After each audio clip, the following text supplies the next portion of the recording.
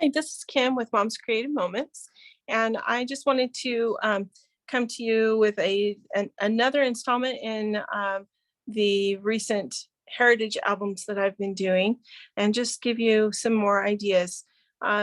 This is an album that I did for my mom regarding her parents. I just showed you a few days ago an album that I made for my dad regarding his parents and family members. And so I just thought it would be fun to share my mom's side of the family as well. So again, we have a custom spine that tells all about the family that this is regarding. These are done through our digital arm of the Creative Memories website, my Creative Memories website. And you can also put dates down here at the bottom, across the bottom, if you'd like, or you can do words all the way up the spine in whatever size you want, and several different fonts are available. So you can choose that. This is an older album cover from old CM, a long time ago. But I thought it was really cool because we could put a picture of the two of them in here. These are my mom's parents, my grandparents. And the very first thing that's different about this album is it opens up to a family tree. And so my mom and her brother are represented up here in the center, along with their spouses and their children. And then it works its way down through different relatives. Now I have a more extensive version of this that is in my computer in Family Search, but for now, this was as much as I could remember as I was putting this page into this album, and I thought it made a good starting point for this album. This is my grandfather, Carl Francis Hurley, and back when he had a lot of hair, as he was bald when I knew him, but very handsome. And I love these older portraits and how they are just so well done and attuned to detail. This is put in with corners, as most of the photos in this album have been, because I wanted to be able to take this out if I should ever need to for any reason. It is not adhered to the page. And what you're going to find throughout this album is that I used black pages similar to a vintage scrapbook page, and there are not as many colorful additions to each page as you might expect, although there are more in this album than there were in the album I did for my dad's parents. Also, there are page protectors on each of these pages because these albums were done a while back, and I'm not going to take all the page protectors off to be able to show it to you. So there might be a little bit of a glare across the top up here, and I do apologize for that. But I try to avoid most of the glare by propping it up just a little bit in the back. So hopefully it won't be too bad. So this book again has many photos that are already mounted in a foldable cardboardish type of frame, as they did many years ago, 100 years ago. That's kind of crazy, huh? That was 100 years ago. And so rather than try to get the photo out and possibly destroy it, I just went ahead and mounted that to my page directly. It makes my page very heavy, and so if you're going to do that in your book, just keep that in mind. You're going to want fewer pages because the weight of the album will be greater if you are going to mount things in these heavy frames. This is my grandfather up here in his cute little sailor suit. This is him running track when he went to college. And this was a huge ballroom dance program that he was a part of right here in the center. And lo and behold, his wife is over here. They weren't partners for this, but they were in the same program, which was kind of cool. He was also on the basketball team, so team photos, really fun to put in here. He was on the track team. He served in the Korean War, and so I have some monetary representation of that service in here. These are all of these pieces of money from various countries are also in a separate piece of PVC free plastic inside, and that is what is mounted to this page, because you just don't know when you're adding things to your scrapbook what's going to have the possibility of affecting the photos that are around it on the page, and I just didn't want to have that happen. He's no longer on this earth. He passed away when I was 10 years old, and so he's not here for me to ask who any of these people are, but this is my grandfather right here, and here again in this picture.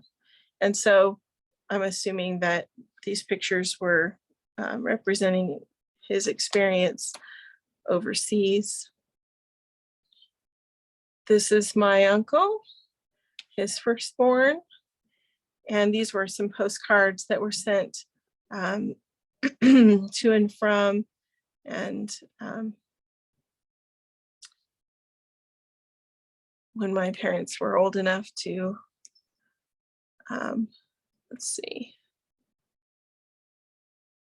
old enough to be married. Yeah, this is the little place they lived in, the little duplex they lived in at first.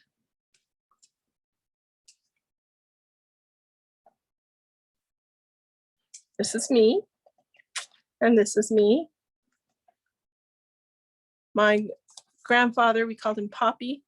He had 4 granddaughters and no grandsons, so we were all really special to him.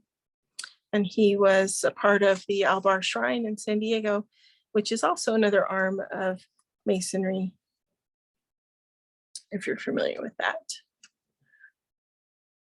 This is his brother, George Aaron, and his wife, Virginia, their sons, and my grandfather's sister, Sylvia Joy. She went by Joy, or as I knew her, she also went by Annie Mick. This is her later in life with my mom. And again, all of these pictures, except for the more modern ones, which are, which I can duplicate, are in here. And pretty much all of them are in here with corners, although it looks like that one's not, but most of them are. So they can be removed. This is my great grandmother, my grandfather's mother. She was born in Texas, but her parents came from Austria, and she had really great things. She was a very wise lady. And I love that this is a letter from her. So this is her handwriting. And I love that. Our handwriting is very, very special. And so keeping that represented in these albums is important. As you can see, they had many, many kids and grandkids. And she actually was married and then lost her husband and was married again. And this is her second husband, Papa Lee. We celebrated their 25th wedding anniversary when I was a kid. So they were married a really long time. A lot longer than that, but they were married late in life. So some more family members, grandpas. And that is where his photos end and my grandmother's begin. Her name was Ophelia and her last name was Ray. And most of her photos make her look like a movie star because she was so pretty. She was a dancer, and so she had many of these photographs of her in her dancing outfits, which are just really precious. And you can see how adding just a little bit of color really accentuates the photos of her in her fancy costumes.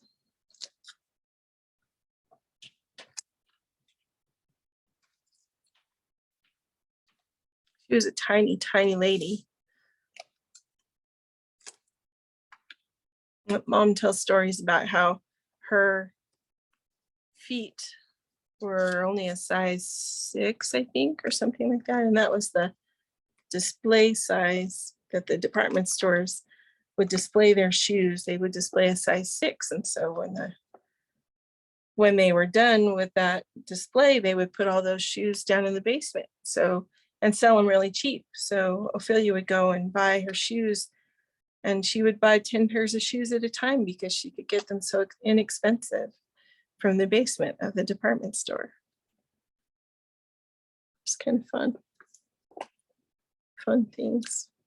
I had to block a couple things out here because no need to broadcast that kind of information, even though she's been passed away for a number of years.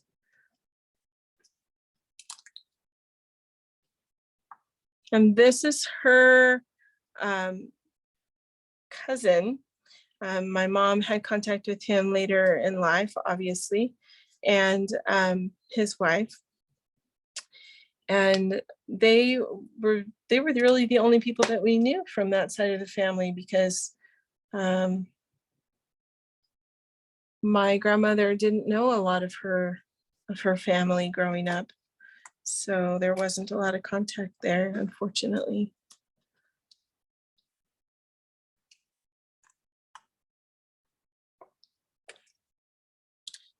Many of the things that we know, we got from these newspaper articles and other information we were able to research. And this is a copy of a tintype photo. So if you go back far enough in our history, the photos were taken and put on what they called a tintype, which was actually metal. This was taken in 1880 in Tennessee, and we photocopied it. And by the time that we were able to photocopy it in 1988, the face of that baby is virtually gone, which is really, really sad. But we have a record of who that was. Effie Ella Ray was sitting on that lap, her father's lap, but we don't have a picture of her, unfortunately. So, but that's as far back as that one goes. All right, well, I hope you have enjoyed walking down that quick memory lane with me from my mom's side of the family. Keeping your records of your family is an important thing. So I hope that you'll take the time to put together a heritage album someday and be able to enjoy that with your family and pass that on to your children. And I hope that they will treasure it as well. And while you're working on that and other things, I wish you well and hope that you'll keep on creating. You have a great day.